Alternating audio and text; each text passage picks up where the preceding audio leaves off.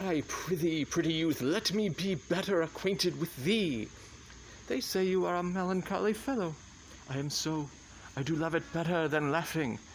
Those that are in extremity of either are abominable fellows, and betray themselves to every modern censor worse than drunkards. Where it is good to be sad and say nothing, why then 'tis good to be a post. I have neither the scholar's melancholy, which is emulation, nor the musician's, which is fantastical, nor the courtier's, which is proud, nor the soldier's, which is ambitious, nor the lawyer's, which is politic, nor the lady's, which is nice, nor the lover's, which is all these.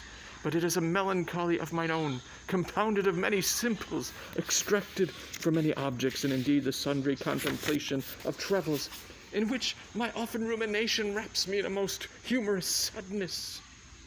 A traveller, by my faith, you have great reason to be sad. I fear you have sold your own lands to see other men's, than to have seen much, and to have nothing is to have rich eyes and poor hands. Yes, I have gained my experience. And your experience makes you sad. I'd rather have a fool to make me merry than experience to make me sad, and to travel for it too. Good day, and happiness, dear Rosalind. May then God be with you, and you talk in blank verse. Farewell, Monsieur Traveller. Look you lisp and wear strange suits, disable all the benefits of your own country, be out of love with your nativity, and almost chide God for making you that countenance you are. Or I will scarce think you have swam in a gundellow. Why, how now, Orlando, where have you been all this while? You are a lover, and you serve me such another trick, never come in my sight more. Oh, my fair Rosalind, I come within an hour of my promise. Break an hour's promise in love. He that will divide a minute into 1,000 parts, and break, be it but a part of the 1,000th part of a minute in the affairs of love. It may be said of him that Cupid hath clapped him o' the shoulder, but I'll warrant him heart whole. Pardon me, dear Rosalind. Nay, and you be so tardy, come no more in my sight. I had as lief to be wooed of a snail. Of a snail. I have a snail. For though he comes slowly, he carries his house on his head, a better jointure, I think, than you make a woman. Besides, he brings his destiny with him. What's that? Why, horns, which such as you are, fain to be beholding to your wives for, but he comes armed in his fortune, and prevents the slander of his wife. Virtue is no horn-maker, and my Rosalind is virtuous. And I am your Rosalind.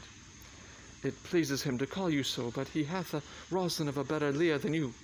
Come, woo me, for now I am in a holiday humour, and like enough to consent. What would you say to me now, and I were your very, very Rosalind? I would kiss before I spoke.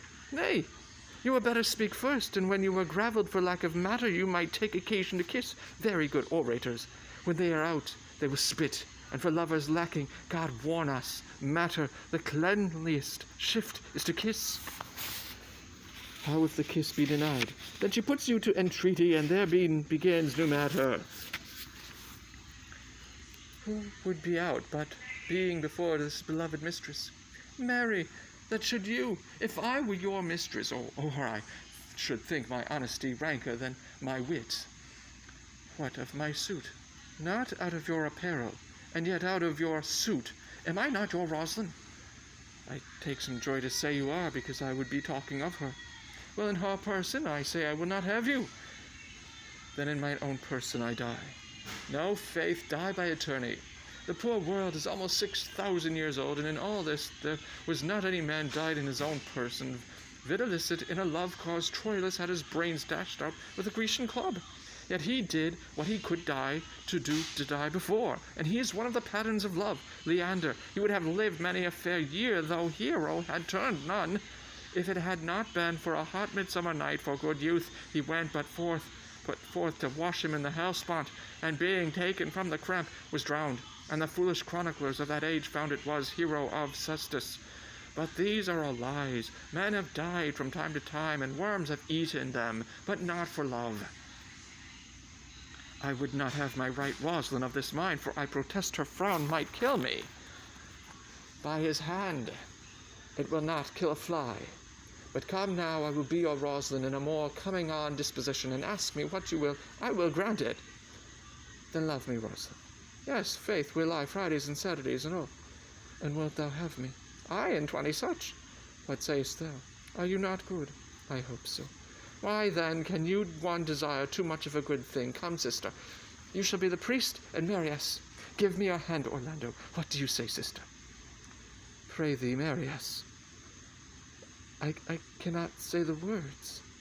You must begin. Will you, Orlando? Go to. Will you, Orlando, have to wife this Rosalind?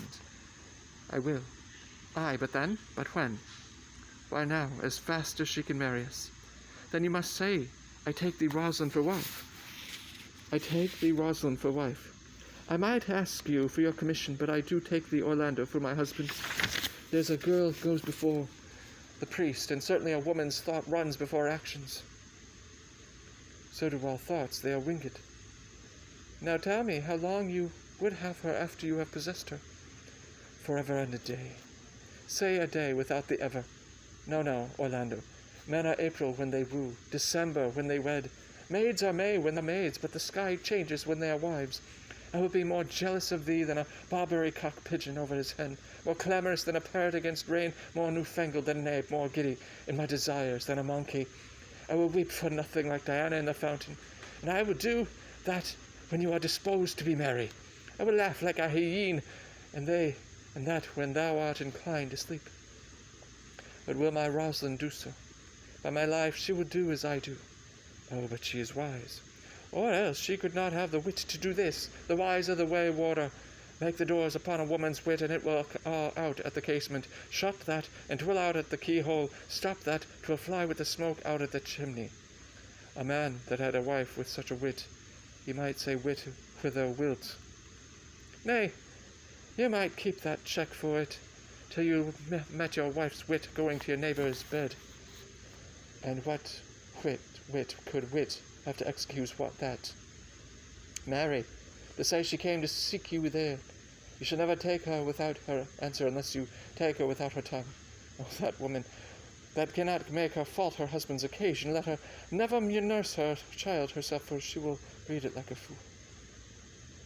For these 2 hours, Rosalind, I will leave thee. Alas, dear love, I cannot lack thee 2 hours. I must attend the Duke at dinner by 2 o'clock. I will be with thee again. Aye, go your ways, I knew what you would prove. My friends told me as much, and thought no less. That flattering tongue of yours won me. 'Tis but one cast away, and so come death. 2 o'clock is your hour. Aye, sweet Rosalind. By my troth, and in good earnest, and so God mend me, and by all pretty oaths that are not dangerous, if you break one jot of your promise, or come 1 minute behind your hour, I will think you the most pathetical break promise, and the most hallowed lover, and the most unworthy of her you call Rosalind, that may be chosen out of the gross band of the unfaithful. Therefore beware my censor, and keep your promise, with no less religion than if thou wert indeed my Rosalind, or do. Well, time is the old justice that examines all such offenders, and let time try. Adieu. You have simply misused our sex in your love prate.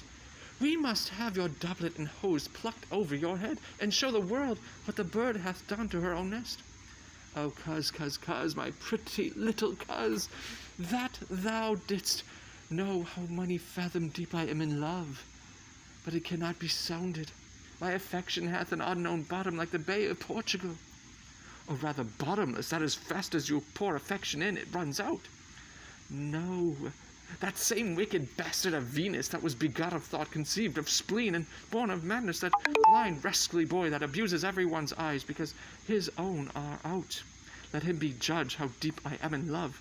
I'll tell thee, Eliana, I cannot be out of the sight of Orlando. I'll go find a shadow and sigh till he come, and I'll sleep.